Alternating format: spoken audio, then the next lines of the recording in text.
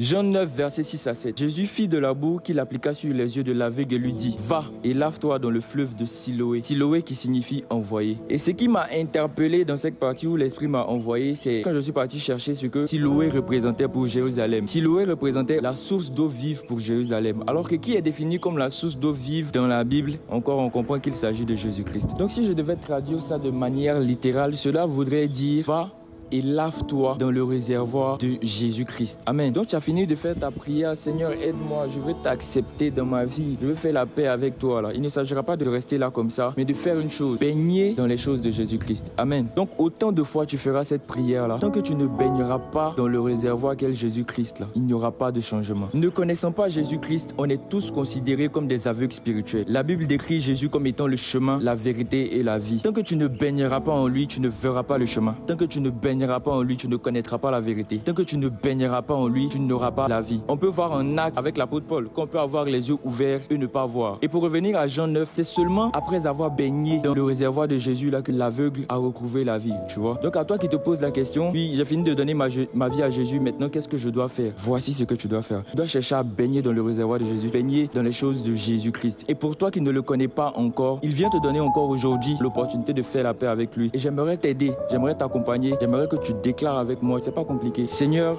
je reconnais que j'ai été longtemps loin de toi, je reconnais que j'ai fait beaucoup de bêtises, je reconnais que je t'ai régné pendant longtemps. Et aujourd'hui, j'aimerais faire la paix avec toi. J'aimerais venir et apprendre à te connaître réellement, baigner dans ton réservoir afin que tu puisses m'ouvrir les yeux spirituellement parlant. J'ai besoin de toi. Merci parce que tu es mort à la croix pour moi. Merci pour ton sacrifice. Merci parce que tu ne me condamnes pas malgré tout. Dans le nom puissant de Jésus que nous avons prié. Amen. Shalom et en ensemble.